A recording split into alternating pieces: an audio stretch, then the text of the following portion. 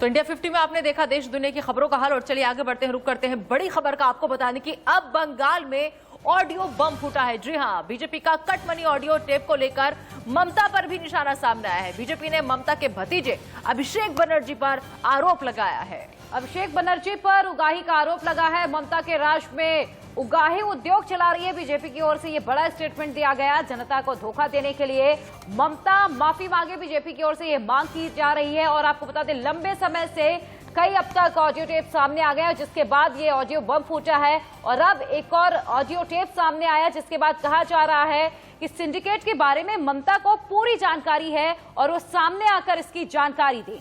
वहीं कोयला घोटाले के आरोपी अनूप माझी के करीबी का ऑडियो वायरल हुआ है। आपको सुनाएंगे कि क्या कुछ है, बताएंगे भी क्या कुछ रहा। इंडिया न्यूज ऑडियो की पुष्टि हालांकि नहीं करता है, लेकिन सवाल ये उसमें किया गया कि फंड का ट्रांसमिशन कैसे करते हो। तो आपको पूरी बातचीत सुनवाते हैं, लेकिन एक बार फिर से बता दें कि इंडिया न्यूज इस ऑडियो की पुष्टि नहीं करता। जरा सुनिए आप। देखिए, गणेश बागड़िया ने जवाब में कहा, वो आपको बताया होगा किसी ने, उतना मुझे याद नहीं है, सबका अपना होता है, वो बातें बाहर नहीं आ पाती हैं। दूसरा सवाल क्या था वो भी सुनिए। अगला सवाल ये आता है, अच्छा लेकिन फिर भी सबसे इन्वॉल्व होते हैं तो पता नहीं चलता है कि उनका फंड कैसे जाता था। वहां गणेश बगाड़िया भी नहीं है, शुरू से नहीं देखना है। इसके बाद फिर से सवाल अगला क्या आता है वो सुनिए। बिल्कुल, देखिए, गणेश बागड़िया से सवाल किया जाता है। टीएमसी वालों ने कहा, ये आप समझ लीजिए इलेक्शन बाद से चालू हो गया है। अब अगला सवाल ये किया गया, ये सिंडिकेट क्या है? बहुत सुनता हूं, मैं पेपर में पढ़ता हूं। सिंडिकेट सिंडिकेट क्या है आखिर ये सिंडिकेट? फिर गणेश बगाड़े की तरफ से कहा गया कि एक सिंडिकेट यहाँ पर जो राजा घाट है, यहाँ पर जो नया कंस्ट्रक्शन हो रहा है, जिसको अभी यहाँ पर बालू पत्थर लेंगे, सिंडिकेट के जरिए वो लेना पड़ेगा। अगला सवाल किया जाता है, जो कलेक्शन होती है उसका कट कहाँ जाता है? जवाब में गणेश बागड़िया कहते हैं कि जैसे किसी चीज के मान लीजिए 100 रुपए हैं तो सिंडिकेट लेते हैं 120 रुपए, यानी कि इन फ्यूचर क्वालिटी देते हैं। इसके बाद में अगला सवाल ये सुनाई देता है कि सिंडिकेट का लीडर गणेश बगाड़िया बताता है कि सब्यसाची दत्त गणेश बगाड़िया फिर कहता है कि मैडम धृतराष्ट्र हो गई हैं और उन तक भी तो इन्फॉर्मेशन जाती होगी। सीनियर छोड़कर चले गए हैं, कोई खुश नहीं है इससे, सीनियर लीडर की रिस्पेक्ट नहीं है। और ये ऑडियो टेप जो है एक व्यक्ति गणेश बागड़िया के हैं, जो एक बड़ा खुलासा कर रहे हैं। और इससे पहले कि मैं इन ऑडियो टेप के कंटेंट पे आऊं, तथ्यों पे आऊं, ये बताना अति आवश्यक है कि ये गणेश बागड़िया अनूप माझी के करीबी हैं।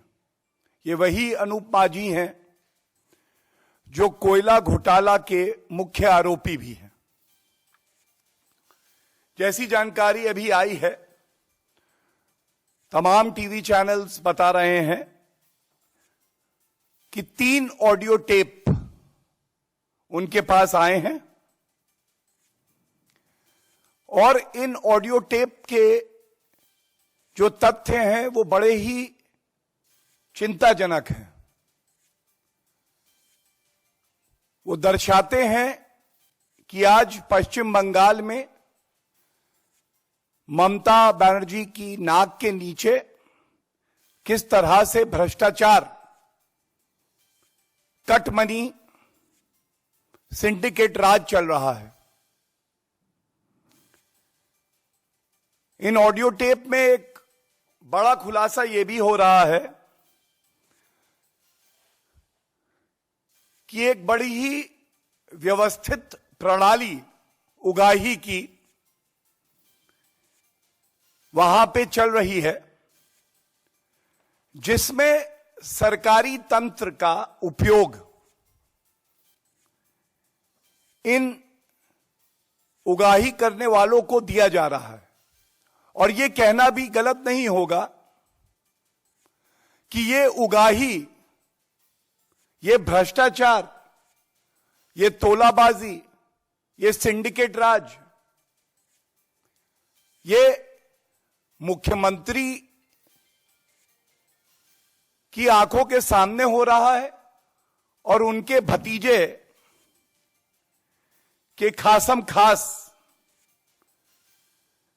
विनय मिश्रा उगाही एजेंट बन के सबसे डिमांड कर रहे हैं।